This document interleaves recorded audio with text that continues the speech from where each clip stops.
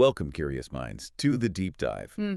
Today, we're digging into a story that's just so deeply embedded in, well, everywhere, isn't it? Yeah. Its name alone just shouts passion, uh, despair, and this overwhelming sense of fate. You got it.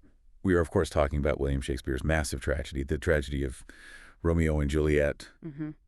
It's really kind of amazing how this story is just everywhere, part of our collective thinking. Even if you've only heard the names, you get a feel for its power, the core problem of love, trying to survive amidst this really deep, destructive hate. That's so true. And our mission today in this deep dive is really to get past just the familiar bits. We want to properly unpack the first few acts of this absolutely iconic play. Okay. We'll be peeling back the layers on those characters. You think, looking at the huge weight of the society pressing down on them and really tracking that relentless, almost fateful chain of events that pulls everything towards that devastating ending. We want to pull out those, surprising little facts, those key insights into why the characters do what they do, how their world shapes them, and all that dramatic irony that just seems to weave through every single moment of their doomed lives. Right. Think of it as like a shortcut to really knowing your stuff, but, with some surprising details and maybe just enough humor to keep you listening.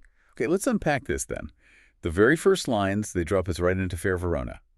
Sounds lovely, doesn't it? Beautiful, sunny. Idyllic, almost. But we find out immediately it's completely torn apart by an ancient grudge, this old fight between two big families, the Montagues and the Capulets. But Shakespeare, he pulls a fast one in the prologue. He tells us the ending straight up. Right off the bat. It says, from forth the fatal loins of these two foes, a pair of star-crossed lovers take their life. So boom. We know they die before we even meet them. Yeah. Spoilers from line 1. So what does that do to us as the audience or the reader? Knowing the tragic ending right from the start, does it make the tragedy feel, I don't know, bigger? Or does it just change how we watch their whole story unfold? That's such a fascinating choice he makes, isn't it? That immediate spoiler, star-crossed lovers take their life. It just plants this idea of fate right away. Right. So the audience goes into the play not wondering if something terrible will happen, but watching how it happens, and maybe more importantly, why. Okay. It shifts the whole experience. It's not just about plot twists anymore. It becomes this really deep look at human choice versus destiny. Are they doomed by the stars? Or do their own choices, their impulsiveness, their defiance? Their decisions. Exactly. And the choices of everyone around them do those things, actively push them towards that end. A lot of scholars argue Shakespeare isn't just saying, oh, it was fate. He shows how their choices, Romeo's sudden emotional shifts, Juliet's really brave but ultimately desperate actions, Friar Lawrence's risky plans. Right, the friar's plans. Yeah, those are the things that actually make the fate happen. It pushes us to ask, is it destiny or just, a series of really bad decisions made under huge pressure? That hits home too, doesn't it? Yeah. How often in our own lives do things feel kind of set? Like outside forces or past stuff is steering the ship, even when we think we're choosing our own way. Exactly. It makes you watch differently. You know where it's going, but you almost hope, against hope, that maybe this time they'll make a different choice, even though you know they won't. Yeah, you lean in. It sets up this amazing tension between fate and free will from the very first words. But okay, let's dive into that ancient grudge properly, because Shakespeare wastes zero time showing us just how pervasive and honestly kind of stupid this fight is. Oh, absolutely. Act I, scene I, boom, we're right in the middle of it. And it doesn't start with the lords and ladies, does it? No, it's the servants, Samson and Gregory, Capulets. Which is such a statement, isn't it? This isn't just some high-level political feud. No, it's seeped down into every single level of Verona. It's in the streets. It's with the everyday people. Totally. And they're not just, like, following orders. They're acting like this feud is theirs. Samson's trying to act tough. Gregory, on my word, will not carry coals. Basically, we won't take insults. And Gregory plays on the words like, no, for then we should be colliers, coal carriers. But Samson means business. He clarifies he means if they're in collar angry, they'll draw swords. And it just spirals down from there into this, like, macho posturing and crude jokes. Samson boasts, I will bite my thumb at them, which was, like, A huge insult back then, right? Like flipping someone off today. Pretty much, yeah. A really provocative gesture. He's inching for a fight. And he's not just talking about fighting men. He gets really nasty, saying he'll thrust his maids to the wall. It's aggressive, it's sexualized, it's ugly. It really establishes how deep this thing runs. Yeah. It's not just old Capulet and Montague having a beef. It's their servants, their cousins, their whole crews. It's like this cultural virus in Verona. Everyone just inherits this hate and keeps going, maybe without even knowing why it started. It's a chilling look at how tribalism works, isn't it? Handed down hatred. Acting on a legacy where the original reason is totally lost. Makes you think about modern conflicts, too. How many are fueled by old grudges we don't fully get but keep fighting over anyway? Sadly, yeah. A timeless problem. And it doesn't take long for talk to turn into action. Abram and Balthazar, Montague servants, show up. Samson bites his thumb. There's a challenge. And then Benvolio, Romeo's cousin, tries to be the good guy. Always the peacemaker. Benvolio, he jumps in. Part, fools, put up your swords. You know not what you do. Tries to stop it. But then Tybalt arrives, Juliet's cousin. And he's basically the feud personified. Fiery, hates Montague's on sight. He sees Benvolio with his sword out trying to stop the fight and immediately assumes the worst.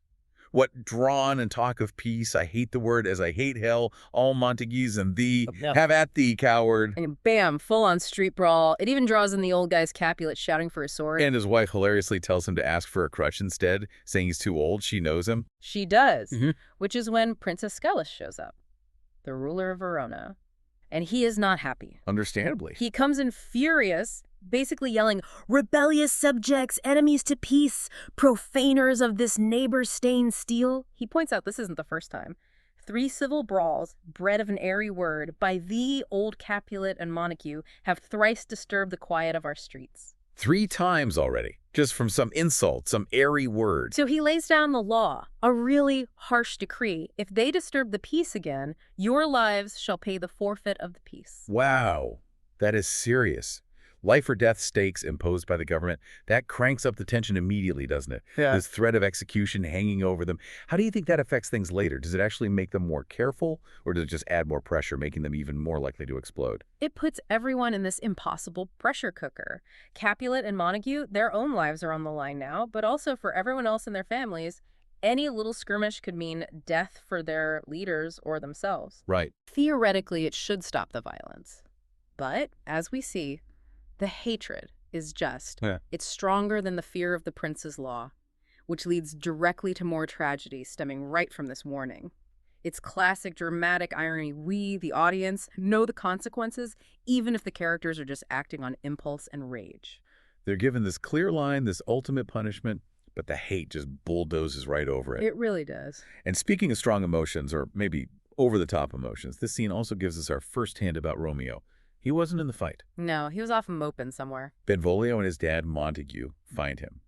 Montague says he's been hiding in his room, shutting out the daylight, and makes himself an artificial night. Why? Because he's lovesick. Out of her favor where I am in love. Pining for Rosaline. Right. This woman, Rosaline, who apparently hath Diana's wit. Diana, goddess of chastity, meaning she's sworn off men, sworn to, live chaste. And Romeo's reaction, his whole vibe here, it's a bit much, isn't it? He's playing the part of the suffering courtly lover to the absolute hilt. Totally. His language is just full of these contradictions, these oxymorons. It almost sounds ridiculous. Oh, brawling love. Oh, loving hate. Oh, anything of nothing first create. Oh, heavy lightness.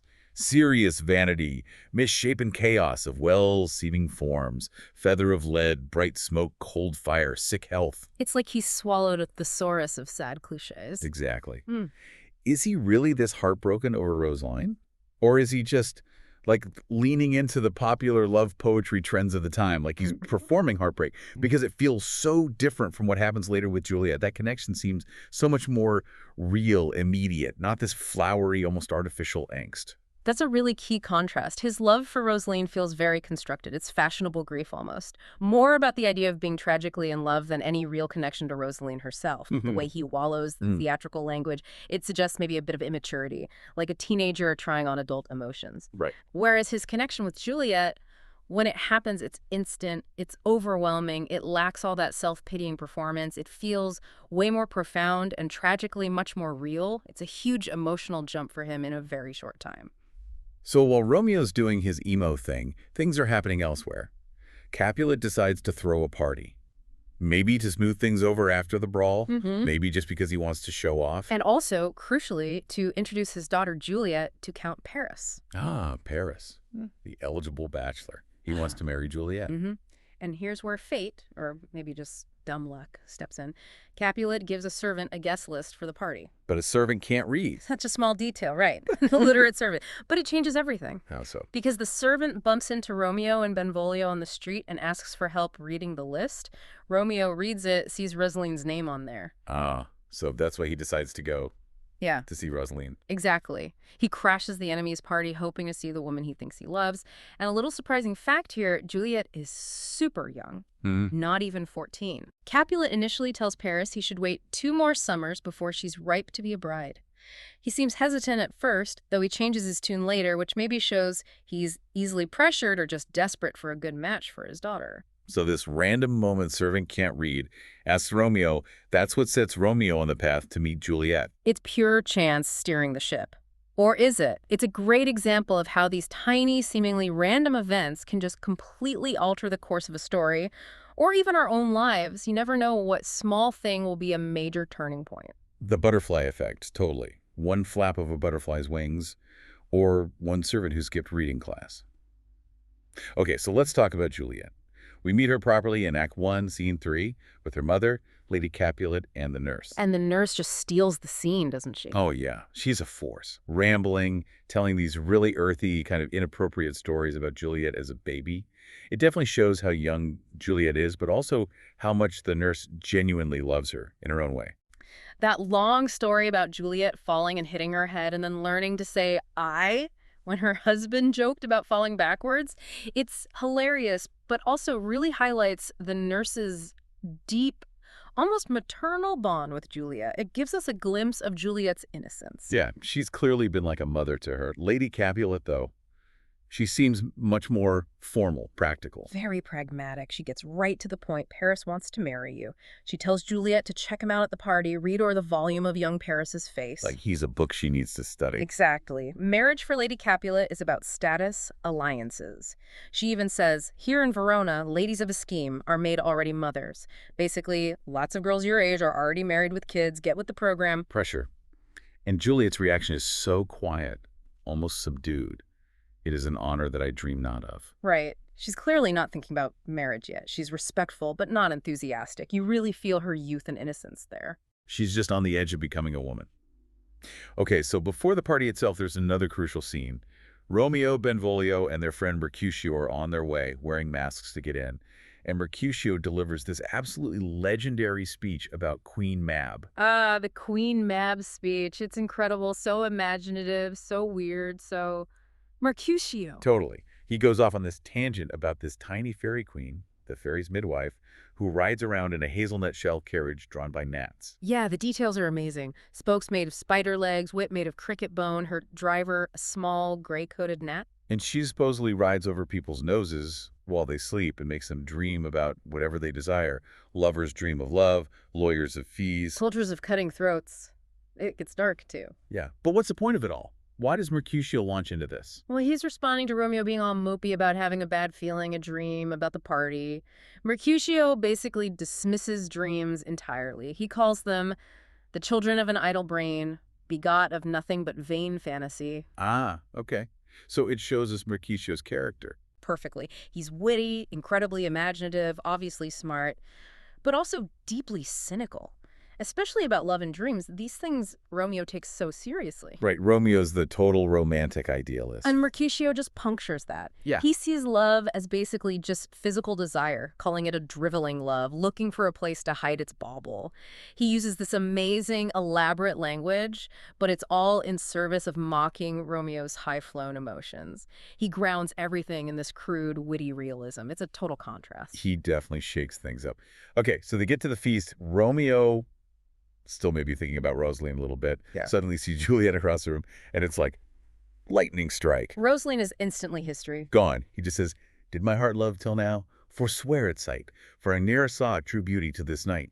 He compares her to a jewel, so she teaches the torches to burn bright. The language shift is immediate. Gone are the mopey oxymorons. Now it's direct, intense adoration. And then they talk, their very first conversation.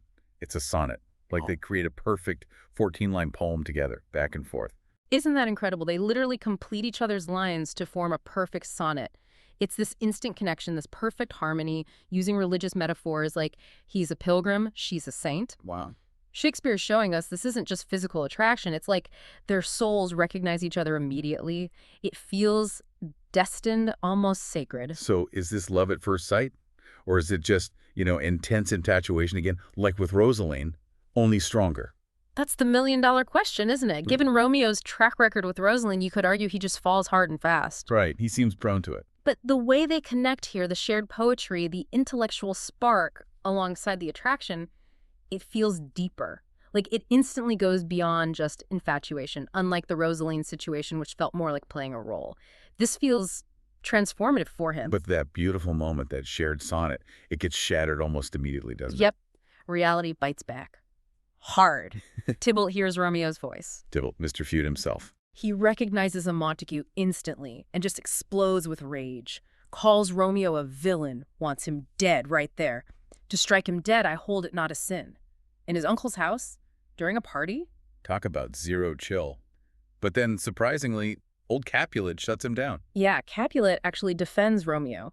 He says Verona speaks well of him, calls him a virtuous and well-governed youth. He refuses to have his party ruined. I would not, for the wealth of all the town, here in my house do him disparagement. He basically tells Tybalt to cool it, calls him a saucy boy, puts him in his place. Which is interesting. Is Capulet trying to keep the peace for a moment, or just protect his host duties and reputation? Maybe a bit of both. Could be. But Tybalt is fuming. He has to back down, but he mutters that promise of revenge. This intrusion shall, now seeming sweet, convert to bitter gall. Ooh, ominous. We know that anger isn't going away. It's just simmering, waiting to boil over. That forced patience creates this huge tension. And it definitely comes back later. But before that, the final blow of the evening, Romeo and Juliet, after their first kiss, find out who the other really is. The nurse tells Juliet who Romeo is, and Romeo asks the nurse who Juliet's mother is. And the realization hits. Romeo finds out she's a Capulet. Oh, dear account, my life is my foe's debt. Like, his happiness, his very life, now belongs to his enemy because he loves their daughter. And Juliet finds out he's a Montague. My only love sprung from my only hate, too early seen unknown and known too late. Prodigious birth of love it is to me, that I must love a loathed enemy. Wow, my only love sprung from my only hate. That just sums it all up, doesn't it? It's such a devastating moment for both. Suddenly this pure, beautiful connection is tangled up in generations of violence and hatred. It slams home the weight of family loyalty, societal expectations, all crashing down on their personal desires. Makes you think, how often do we feel trapped like that? By family stuff, cultural rules, old conflicts we inherited, getting in the way of what we want or who we love? Can love actually beat that stuff? Their immediate despair suggests they already feel how impossible it is. It's like a premonition of the tragedy right there. That despair just hangs in the air as Act 1 ends. Which leads us right into Act 2, and probably the most famous scene in all of English literature. To the balcony scene. Right. Romeo can't bring himself to leave. He climbs over the wall into the Capulet orchard, just drawn there, and then he sees her. Juliet's at her window. And he just pours out his heart. Some of the most beautiful lines ever written about love. But soft. What light through yonder window breaks? It is the east, and Juliet is the sun. He worships her, raises her up, makes her the center of his universe, and she, not knowing he's down there listening. She's doing the same thing, wrestling with his identity. Oh, Romeo, Romeo, wherefore art thou Romeo? Deny thy father and refuse thy name. She's asking why he has to be that Romeo, a Montague. And then her famous lines about names. What's in a name? That which we call a rose. By any other name would smell as sweet. It's such a profound thought, isn't it? She's saying his name, Montague, is just a label. It doesn't define who he is. Yeah. She wants their love to exist outside that feud, outside those labels. It's this universal cry for seeing the person, not the category they belong to. And they connect so fast. They promise to marry each other right then and there. It's incredibly fast. Whirlwind doesn't even cover it. But Juliet shows a bit of caution too, right? She tells him not to swear by the moon. Oh, yeah. Why? Because the moon is inconstant, always changing. She wants a love that's steady, reliable, not fickle like the moon phases. It shows a little flicker of practicality, maybe maturity, amidst all the passion. Interesting. So things are moving at lightning speed. Romeo leaves Juliet high on love and goes straight to sea. Friar Lawrence, early the next morning. And the friar is, understandably, a bit taken aback by Romeo's sudden 180. No. 1 minute he was crying over Rosaline, now he's madly in love with Juliet. The friar's reaction is priceless. He basically says, seriously, already. He teases him, young men's love then lies, not truly in their hearts, but in their eyes. Calls him out on it. Says he can still hear the sighs for Rosalind, see the tears. He's definitely skeptical, but then he agrees to marry them, which seems risky. Why does he do it? Well, his motive seems good, at least on the surface. He hopes their marriage might be the one thing that could finally end the family feud. For this alliance may so happy prove, to turn your household's rancor to pure love. So he's got a political peacemaking motive. Exactly. It's a huge gamble, though. Is it wise? Is it rash? He genuinely wants peace, sure, but maybe he's also a bit arrogant, overconfident in his ability to fix this mess that no one else has been able to fix. Good intentions, questionable methods. That sums up the friar pretty well, I think. And his good intentions pave the way for it. Well, you know. Yeah. So the secret wedding is on. The nurse is recruited as the go-between. She gets the message to Juliet, tells her to go to the friar's cell for confession. Wink, wink. And she arranges for Romeo's servant, Balthazar, to leave a rope ladder so Romeo can climb up for their wedding night. She's all in. She really is. Even when Mercutio runs into her and gives her a hard time, mocking her relentlessly, calls her a bawd, a bawd, a bawd. Mercutio never stops. Never. But the nurse, despite being annoyed, stays loyal to Juliet.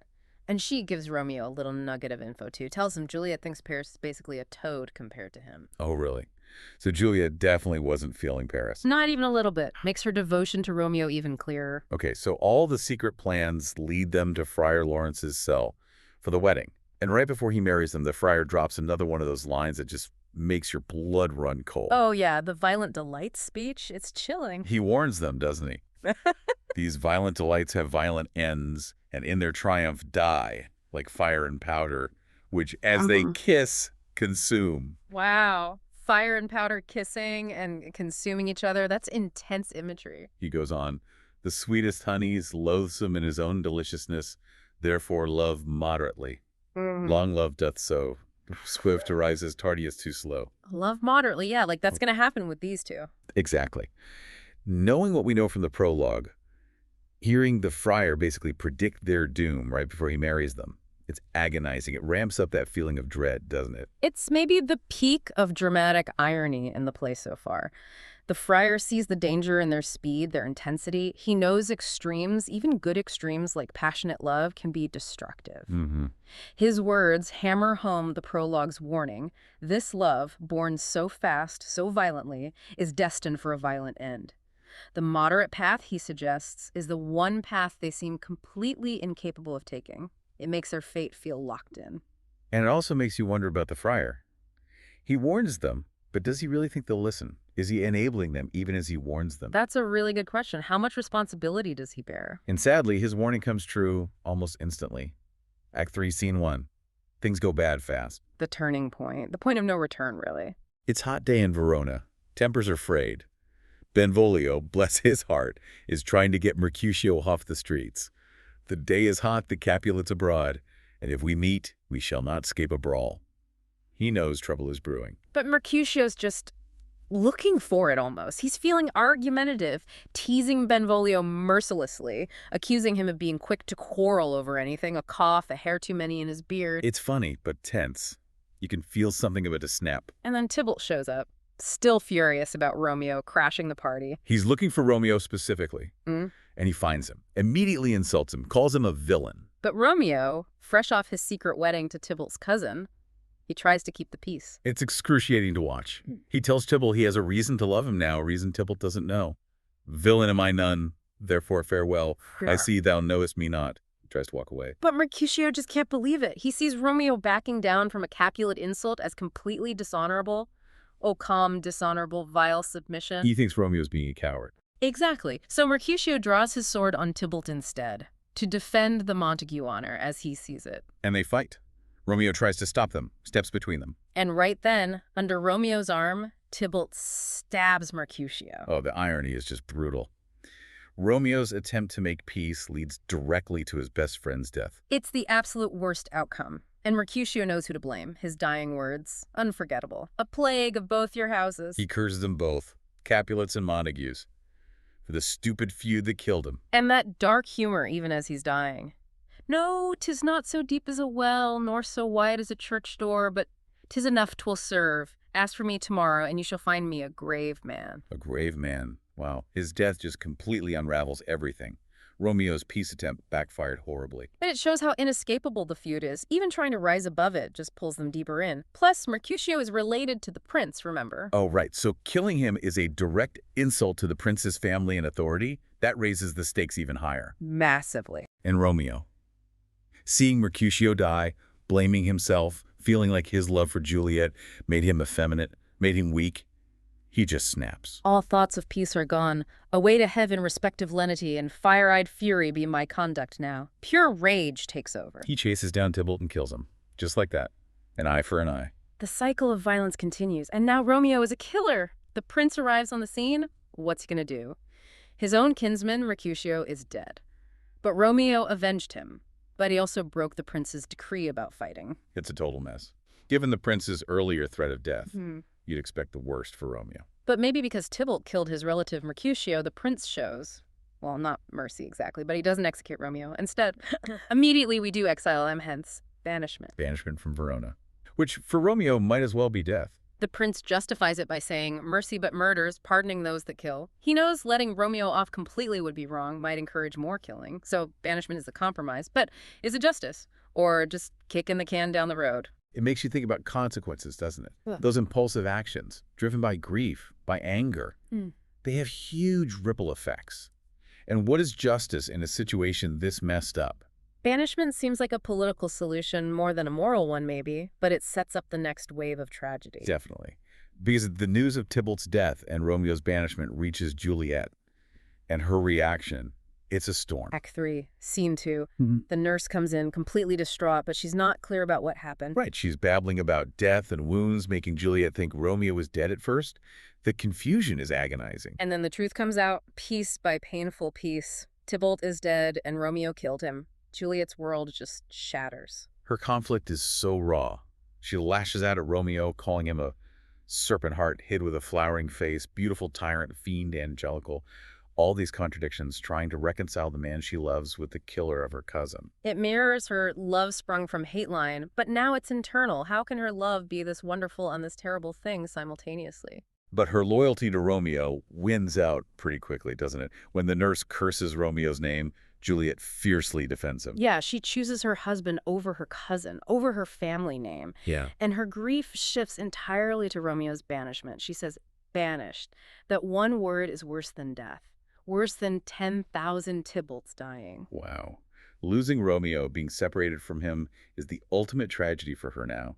Life without him is meaningless. It shows how utterly consumed she is by this love. Her emotional depth here is incredible. She's not just a lovesick girl anymore. She's grappling with impossible choices, immense grief, conflicting loyalties. She's grown up terrifyingly fast. Meanwhile, Romeo is reacting just as badly to the news of his banishment. He's hiding out at Friar Lawrence's cell. And he is not taking it well. He basically says Verona is the world, and outside its walls is just purgatory, torture, hell itself. Being banished is worse than death because it means being separated from Juliet. His heaven is everything.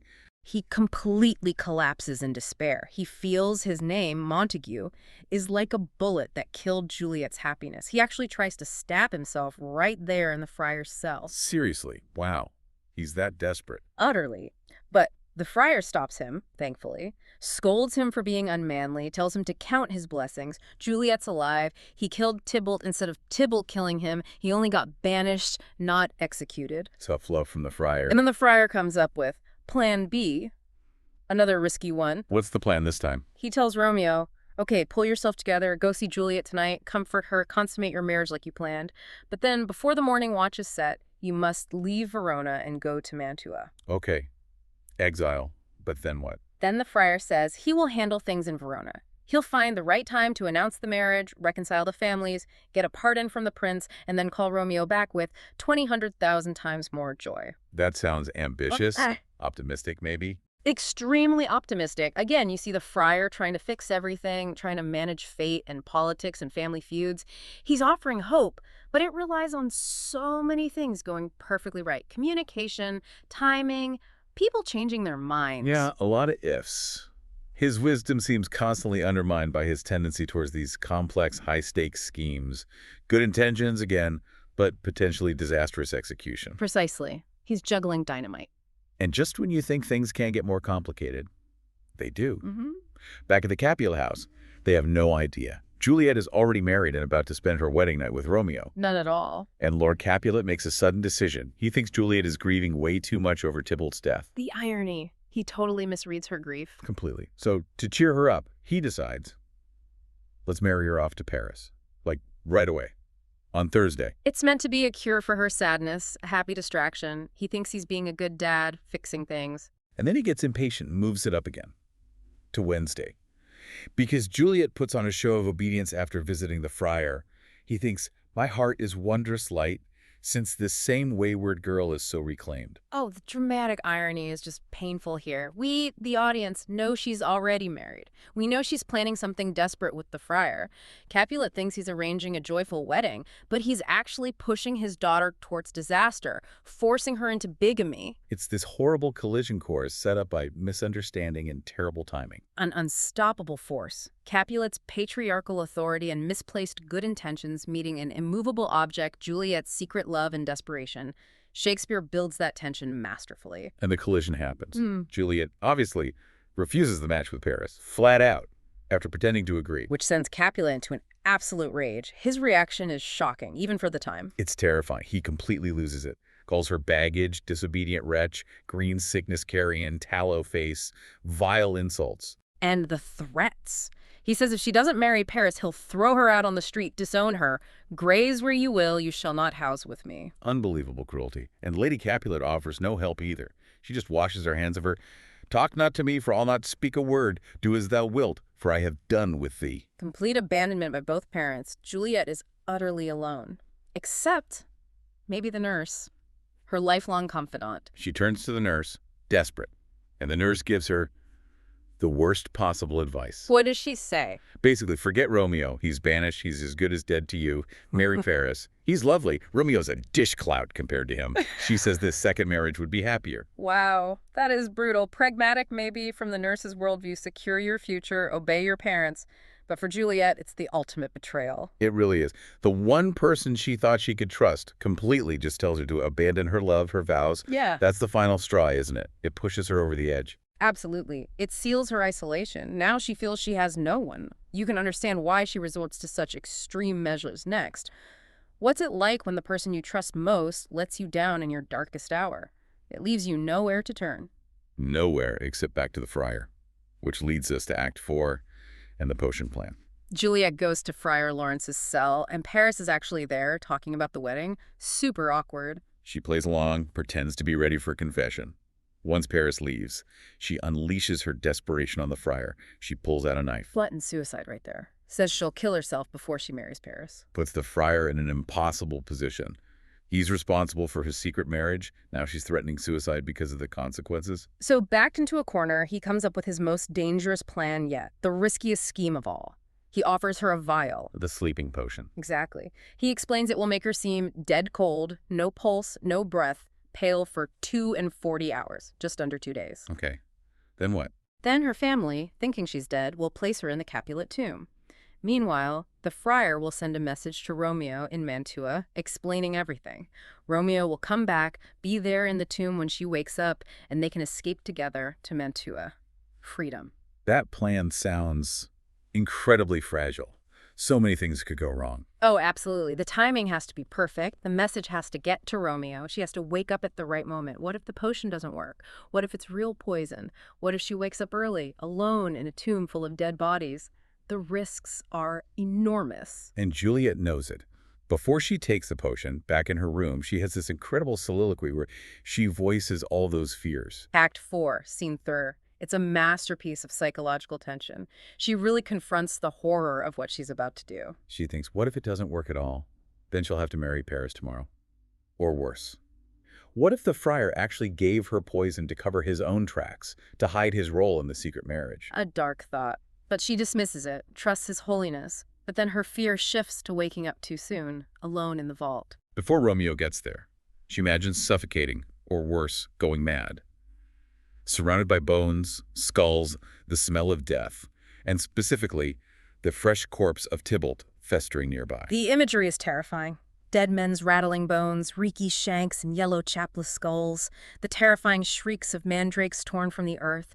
Her imagination runs wild with gothic horror. It's incredibly vivid, yet, despite being terrified, she does it. Her love for Romeo, her determination to be his unstained wife, overcomes her fear. She raises the vial, "Romeo, I come, this do I drink to thee," and drinks it. It's an act of astonishing courage and desperation. Unbelievable bravery for a 14-year-old. Okay, so she takes the potion. The next morning is supposed to be her wedding day to Paris. And the nurse comes in to wake her up, all cheerful and ready for the wedding, only to find Juliet seemingly dead. Chaos erupts, screaming, weeping. Lady Capulet, Lord Capulet, the nurse, Paris when he arrives. Total lamentation. The wedding music turns to funeral dirges. Capulet's words are really moving here, despite his earlier cruelty. Death lies on her like an untimely frost upon the sweetest flower of all the field. Yeah, it's tragic. Paris grieves to, oh love, oh life. Not life, but love and death.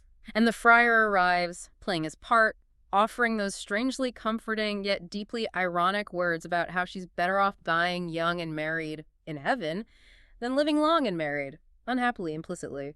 She's not well married that lives married long, but she's best married that dies married young.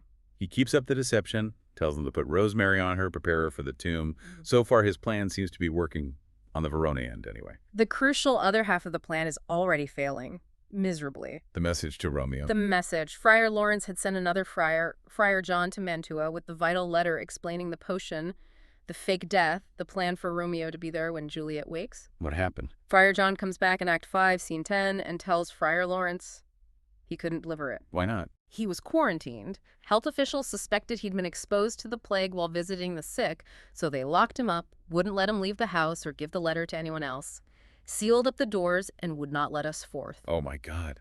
The plague. A public health quarantine stopped the message. That is the worst possible luck. It's the ultimate cruel twist of fate, isn't it? So random, so uncontrollable. Friar Lawrence instantly realizes the disaster. Unhappy fortune. He knows the letter carried dear import, and the danger if Romeo doesn't get it is immense. It's that butterfly effect again. One tiny unforeseen thing, a plague lockdown, unravels the whole elaborate scheme and seals their fate. Just makes you think how fragile even the best laid plans are in real life. How easily things can go wrong because of stuff you just can't control. It's a powerful reminder of chaos theory, almost. Small changes, huge consequences. And this leads us right into Act V, the final act. We're in Mantua with Romeo. He starts the scene feeling surprisingly hopeful. Yeah, ironically, he's just had a really good dream. He felt cheerful, dreamt that Juliet found him dead, but kissed him back to life and he became an emperor. A dream of resurrection, of triumph. Full of hope. But then, reality crashes in. His servant, Balthazar, arrives from Verona. And Balthazar doesn't know about the friar's plan. All he knows is what he saw. Which was? He saw Juliet being placed in the Capulet tomb. So he tells Romeo the devastating news. Juliet is dead. No. He doesn't have the context. He thinks she's really dead. Exactly. And Romeo's reaction is immediate, absolute defiance. Is it even so? Then I defy you, stars. He challenges fate itself. No more hoping, no more waiting. He's taking control now, even if it means death. His resolve is instant. He decides he will lie with Juliet that night, which means... He needs poison. He remembers seeing a desperately poor apothecary nearby. He goes to him, offers him a huge amount of money, 40 ducats for a fast-acting poison. The apothecary resists at first, right? Selling poison is illegal in Mantua, punishable by death. Right. My poverty, but not my will, consents, the apothecary says. He needs the money too badly to refuse. Romeo basically argues the law hasn't helped the apothecary escape poverty, so why obey it? A pretty cynical argument. Exploiting the man's desperation. It is. And Romeo has this moment where he looks at the gold he's giving the apothecary and calls it the real poison. There is thy gold, worse poison to men's souls, doing more murder in this loathsome world than these poor compounds that thou mayest not sell. Wow, that's a deep thought. Money, greed, corruption kill more than actual poison does. A stark piece of social commentary right there in the middle of his grief. He takes the poison and immediately resolves to go back to Verona, to Juliet's tomb, to die beside her. He has no idea she's not actually dead. So he races back to Verona. Meanwhile, what's happening at the tomb? Chaos is about to descend. First, Paris arrives. He's there to mourn Juliet privately, scattering flowers on her tomb. Okay, so he genuinely cared for her in his way. It seems so. But then Romeo arrives. He tells Balthazar to leave, threatens him violently if he tries to interfere. By heaven, I will tear thee joint by joint. He's absolutely desperate. Paris sees Romeo breaking into the Capulet tomb and assumes the worst, that this Montague is here to desecrate the bodies, especially Tybalt's, maybe. So Paris challenges him, tries to apprehend him as a felon. Romeo pleads with him to leave. Good gentle youth, attempt not a desperate man. Put not another sin upon my head by urging me to fury. I come hither armed against myself. He tells Paris he's there to kill himself, not cause more trouble. But Paris won't back down. He insists on arresting Romeo. And Romeo, pushed too far, fights him and kills him. Oh no, another death. And Paris's dying wish, oh, I am slain. If thou be merciful, open the tomb, lay me with Juliet. Does Romeo do it? He does. He recognizes Paris, realizes he was Mercutio's kinsman, another victim of this whole mess. He lays Paris inside the tomb. It just adds another layer of tragedy. He kills the prince's relative right before killing himself. So now it's just Romeo in the tomb with Juliet's body and Paris's body. The moment we've been dreading. He sees Juliet. And even in death, he's struck by her beauty. He notes the color in her lips and cheeks. Beauty's ensign yet is crimson in thy lips and in thy cheeks, and death's pale flag is not advanced there. He sees the signs of life, but he doesn't understand them. Oh, the agony. He interprets it romantically, tragically. He thinks maybe death itself has fallen in love with her, keeping her beautiful. "Ah, dear Juliet, why art thou yet so fair? Shall I believe that unsubstantial death is amorous?" It's heartbreaking. He's so close to the truth, but completely misreads it. He gives his final speech to Juliet, takes the poison, "Here's to my love," drinks it, kisses her one last time, and dies. Just devastating. But the timing gets even worse, doesn't it? And possibly worse. Friar Lawrence arrives just moments too late. He finds Balthazar outside, learns Romeo is inside. He enters the tomb, sees Romeo and Paris dead. And then Juliet starts to stir. She wakes up. Right then. Oh, just moments after Romeo died. Oh, that's cruel. The cruelest timing. Her first words. "Oh, comfortable friar, where is my lord? I do remember well where I should be. And there I am. Where is my Romeo?" She wakes up looking for him and sees him dead beside her. The friar tries to get her to leave quickly, says the watch is coming, says this is fate's work, they can't fight. But Juliet refuses to leave Romeo. She sees the empty cup of poison in his hand, realizes what happened. She kisses him, hoping there's still poison on his lips. "Thy lips are warm," she cries. Another agonizing near miss. He was alive seconds ago. So close. But there's no poison left for her. So hearing the watch approach, she finds Romeo's dagger. "Oh, happy dagger, this is thy sheath, there rest and let me die." She stabs herself and falls dead on Romeo's body. Utter devastation, a tragedy of errors, timing, and impulsive love. Their final acts, driven by that absolute devotion and despair, seal the catastrophe. The watch arrives, alerted by Paris's page boy. They find the bodies, the friar, Balthazar, chaos. Soon the prince arrives, the Capulets, Lord Montague. Lady Montague, we learn, has already died tonight from grief over Romeo's banishment. Another victim of the feud's ripple effect. The scene is just layers of tragedy. And Friar Lawrence has to explain everything. The whole secret story. He recounts it all, the secret marriage, Tybalt's death, the banishment, the potion plan, the undelivered letter, everything leading up to this horrifying scene. Balthazar confirms parts of it, so does Paris's page, and they find Romeo's letter to his father, which confirms the friar's entire story. The whole truth finally comes out, laid bare over the bodies of their children. And the prince delivers the final verdict, addressing the families directly. "Where be these enemies? Capulet, Montague, see what a scourge is laid upon your hate, that heaven finds means to kill your joys with love." Heaven killed their joys, their children with love. Wow, powerful line. He points out his own loss, too. "And I, for winking at your discords too, have lost a brace of kinsmen. All are punished. Everyone has lost. Everyone is punished by this feud." And does it finally work? Do the families reconcile? Yes, finally. Seeing the ultimate price of their hatred, Capulet and Montague take hands. Montague promises to raise a statue of pure gold for Juliet. Capulet pledges one just as rich for Romeo. Peace, at last. But at what cost? Exactly. The prince calls it a glooming peace. It's somber, heavy, achieved through unimaginable loss. Does the reconciliation feel earned? Or just empty, given the sacrifice? It leaves you with a really heavy feeling. A very heavy, uncomfortable peace. And the prince's very last lines just echo through time, don't they?